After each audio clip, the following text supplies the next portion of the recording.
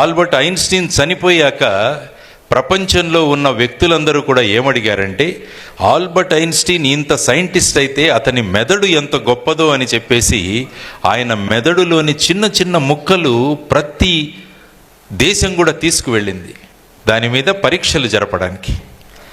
పరీక్షలు జరిపి ఇంత బ్రెయిన్ ఉన్న వ్యక్తి ఎలా జన్మించాడు, ఆ బ్రెయిన్ ఎలా తయారైంది అని చెప్పడానికి పరిశోధనలు చేస్తే ఫైనల్గా తేలింది ఏంటో తెలుసా? ఆల్బర్ట్ ఐన్స్టీన్ బ్రెయిన్ సర్వసాధారణ వ్యక్తి బ్రెయిన్ సేమే అని తేలిందనమాట. ఇన్ని దేశాలు చూసి కూడా. కానీ ఆయన మెదడును ఏ విధంగా ఆయన ఉపయోగించాడు అన్న దాని మీద ఆయన ఆ స్థాయికి ఎదగలిగాడు. కాబట్టి మనం ఎప్పుడూ కూడా అనుకోకూడదు ఆల్బర్ట్ ఐన్స్టీన్ మంచి బ్రెయిన్తో పుట్టాడు కాబట్టి ఆయన స్థాయికి వెళ్ళాడు, నేను ఎక్కడో పుట్టాను ఆ స్థాయి బ్రెయిన్ నాకు లేదు కాబట్టి నేనేమీ చేయలేను అని అనుకోకూడదు. అందుకనే ఆల్బర్ట్ ఐన్స్టీన్ యొక్క మెదడు మీ మెదడు సమానమే. కానీ ఆ మెదడును ఏ విధంగా మనం పదును పెడుతున్నామన్న దాని మీద మనం ఇక్కడే ఉండిపోతామా లేకుంటే ఆల్బర్ట్ ఐన్స్టీన్ ద్వారా వెళ్ళగలమా అన్నది. If you want to live a happy life tie it to the goals not to the people అన్నాడు. అంటే ఆనందంగా బతకాలంటే జీవితాన్ని లక్ష్యాలకు ముడిపెట్టండి, వ్యక్తులకు కాదు అని ఐన్స్టీన్ చెప్పారు. కాబట్టి మనం ఎప్పుడు ఏం చేస్తుంటామంటే వ్యక్తులకు ముడిపెడుతుంటాం కానీ వాళ్ళ విషయాలకు ముడిపెట్టం, వాళ్ళ లక్ష్యాలకు ముడిపెట్టం. కాబట్టి జీవితంలో మనం ఆనందంగా ఉండాలంటే వ్యక్తుల కన్నా లక్ష్యాలకు గనక మన జీవితాన్ని ముడిపెట్టగలిగితే బ్రహ్మాండమైన ఆనందమైన జీవితాన్ని మనం గలపగలం. ఎందుకు కొంతమంది వ్యక్తులు జీవితంలో బ్రహ్మాండంగా ముందుకు వెళుతున్నారు, మిగతా వ్యక్తులు ఎందుకు జీవితంలో ముందుకు వెళ్ళలేకపోతున్నారు? ఇప్పుడు మీరు కూడా చూస్తుంటారు, మీరందరూ కూడా సమానంగానే చదువుతుంటారు కానీ కొంతమంది ముందుకు వెళుతుంటారు, కొంతమంది అక్కడే ఉండిపోతుంటారు. కాబట్టి వాళ్ళు ఏ విధంగా జీవితాన్ని ముందుకు తీసుకువెళుతున్నారు, ఆ మన జీవితాల్లో ఏ విధమైన మార్పులు తీసుకురావాలన్న అంశం మీద నేను ఈరోజు మాట్లాడబోతున్నాను. సైక్లింగ్ గురించి మీ అందరికీ తెలుసు. సైక్లింగ్ ప్రపంచంలోనే చాలామంది ప్రిఫర్ చేసే గేమ్ ఇది. ఒక ఛాలెంజింగ్ సైక్లింగ్ మన దగ్గర అంత ఎక్కువగా లేదు కానీ ఇతర దేశాల్లోకి వెళితే సైక్లింగ్ చాలా ఇంపార్టెంట్. అందులో కూడా మీరు చూస్తే టూర్ డే ఫ్రాన్స్ అని ఒకటి ఉంటుంది. టూర్ డే ఫ్రాన్స్ అది ప్రపంచంలో ఉన్న సైక్లిస్టులందరూ కూడా అది చాలా గొప్పదైన సైక్లింగ్ రేస్ అని అనుకుంటారు వాళ్ళు.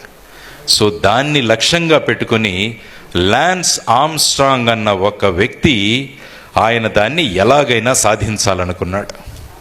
ఆయన లక్ష్యం ఒకటే, నేను ఎలాగైనా టూర్ డే ఫ్రాన్స్లో నేను విజయం సాధించాలి అని ఒకే లక్ష్యం పెట్టుకున్నాడు. ఒకే లక్ష్యం. ఆ లక్ష్య సాధన కోసం ఆయన చిన్న సైక్లింగ్ రేసుల్లో కూడా పార్టిసిపేట్ చేసేవాడు. కానీ లక్ష్యం ఏంటి? ఒకటే. కాబట్టి ఆ ఒకే ఒక లక్ష్యాన్ని పెట్టుకొని ఆయన ఫైనల్గా 7 సార్లు అందులో విజయం సాధించాడు. దాని తర్వాత ఆయన అడిగితే ఏమన్నాడంటే, నేను ఒకే లక్ష్యాన్ని పెట్టుకున్నాను. My aim in life is only this. ఎప్పుడైతే మనం ఒక లక్ష్యం దిశగా వెళుతున్నామో ఒకే లక్ష్యాన్ని గనక మనము టార్గెట్గా పెట్టుకోగలిగితే దాన్ని సాధించడం చాలా సులభం అంటారు. అంటే this is called discipline of focus. Focus అన్నది చాలా ముఖ్యం. మనం ఏం చేస్తుంటామంటే రకరకాల విషయాల మీద వెళుతుంటాం. ఈరోజు సివిల్ సర్వీసెస్ అంటాం, రేపు బ్యాంక్ ఎగ్జామ్ అంటాం, రేపు ఎల్లుండి నేను సోషల్ సర్వీస్ చేయాలంటాం. ఇలా మన ఫోకస్ మార్చడం వల్ల దేనిలో కూడా మనం ముందుకు వెళ్ళలేకపోతున్నాం. కాబట్టి ఈ Tour de France Lance Armstrong గురించి మనం నేర్చుకోవాల్సిన విషయం ఏంటంటే the discipline of focus. Focus అనే క్రమశిక్షణ మనలో ఉండగలిగితే మనం విజయం బ్రహ్మాండంగా సాధించగలం. సూర్యకిరణాలు చూడండి, అవి స్కాటర్డ్గా ఉంటే మనల్ని ఏమీ చేయలేవు. అదే ఒక మ్యాగ్నిఫైయింగ్ గ్లాస్ భూతద్దం తీసుకొని వాటిని పెడితే అది అంతా ఫోకస్గా మారి ఒక క్షణంలో ఈ పేపర్ను బ్రహ్మాండంగా దహించి వేస్తుంది. కాబట్టి focus is very very important. అంటే సూర్యకిరణాలను ఫోకస్ చేస్తే ఏ విధంగా వాటిలో శక్తి పెరుగుతుందో మనలో కూడా ఫోకస్ చేసి ఒక లక్ష్యం దిశగా మనం ముందుకు వెళ్ళగలిగితే మనం కూడా బ్రహ్మాండమైన విజయాలు సాధిస్తామని ఈ విషయం. ఇదంతా బ్రీఫ్ ఇంట్రొడక్షన్ ఇస్తున్నాను నేను కొన్ని వ్యక్తుల యొక్క, కొన్ని సంస్థల యొక్క చరిత్రలు మీకు చెబుతూ. ఇంకొక వ్యక్తి ఉన్నాడు, ఆయన హంగేరియన్ ఆర్మీలో సార్జెంట్. అతని పేరు కరోలై టకాస్. 1938లో ఆ దేశానికి top pistol shooter. Pistol shooting బ్రహ్మాండంగా చేస్తాడు. అతను పిస్టల్ తీసుకొడితే వెళ్ళి బుల్సై మీద పడాల్సిందే.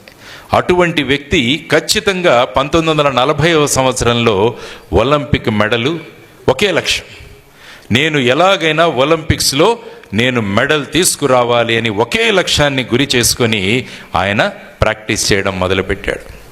ఆర్మీలో సార్జెంట్ అని చెప్పాను నేను. ఆయన వృత్తి ఏంటంటే ఎక్స్ప్లోజివ్స్, పేలుడు పదార్థాలను వాళ్లకున్న ఆర్మీలో ఉన్న వ్యక్తులకు పరిచయం చేయడం, వాటి గురించి చెప్పడం. ఒకరోజు అదే కుడి చేయితో ఒక ఎక్స్ప్లోజివ్ను చూపిస్తుంటే యాక్సిడెంటల్గా అది ఫైర్ అయింది, అది పేలి అతను మొత్తం చెయ్యి అంతా కూడా విరిగి పక్కన పడిపోయింది. అంటే కొన్ని నెలల్లో 1940 సంవత్సరంలో ఒలింపిక్స్లో ఖచ్చితంగా గోల్డ్ మెడల్ తెచ్చుకోవాలన్న ఒకే లక్ష్యంతో వెళుతున్న వ్యక్తికి ఈ విధమైన ప్రమాదం సంభవించింది. కానీ అతను విచలితం అవ్వలేదు, ఆ లక్ష్యాన్ని నుంచి పక్కకు వెళ్ళలేదు. వారం రోజులు హాస్పిటల్లో ఉండి చెయ్యికి కట్టుకొని వచ్చి ఎడమ చేతిని ఎత్తి ఫైరింగ్ చేయడం మొదలుపెట్టాడు, షూటింగ్. 1948వ సంవత్సరంలో, 1952వ సంవత్సరంలో 2 ఒలింపిక్స్లో కూడా గోల్డ్ మెడల్ తీసుకొచ్చాడు. ఎందుకంటే లక్ష్యం ఒకటే, ఎలాగైనా నేను ఒలింపిక్స్లో గోల్డ్ మెడల్ సాధించాలి అన్న లక్ష్యాన్ని పెట్టుకున్నాడు. ఆ లక్ష్య సాధనలో ఎన్ని అవరోధాలు వచ్చినా, ఎన్ని ఆటంకాలు వచ్చినా నా లక్ష్యం ఒకటే అని నిర్ణయించుకున్నాడు. కరోలై టకాస్ 2 గోల్డ్ మెడల్స్ తీసుకొని వెళ్ళాడు. నేను ఇవన్నీ మీకు ఎందుకు చెప్పుకుంటున్నానంటే, don't worry about what you lost. మనం చాలాసేపు మనం ఏం పోగొట్టుకున్నామన్న దాని మీద మనం మదన పడిపోతుంటాం. కానీ మన ఫోకస్ అంతా కూడా focus on what you have, నీ దగ్గర ఏముంది అన్న దాని మీద కాన్సన్ట్రేట్ చేయగలిగితే దెన్ ఎటువంటి అవాంతరం వచ్చినా కూడా మనం సాధించగలం. కరోలై టకాస్ నా చెయ్యి పోయిందే అని ఏడ్చుకుంటూ కూర్చోలేదు, నా దగ్గర ఎడం చెయ్యి ఉంది అనుకున్నాడు, దానితో మొదలుపెట్టాడు, గోల్డ్ మెడల్ తీసుకొచ్చాడు, తన లక్ష్య సాధనను చేసుకున్నాడు. మీ అందరికీ జాక్ మా తెలుసు. జాక్ మా అతను alibaba.com అని చైనీస్ వ్యక్తి. మన ఈ అమెజాను తర్వాత వచ్చేసి ఫ్లిప్కార్ట్ ఇలాంటివి రాకముందు ఒక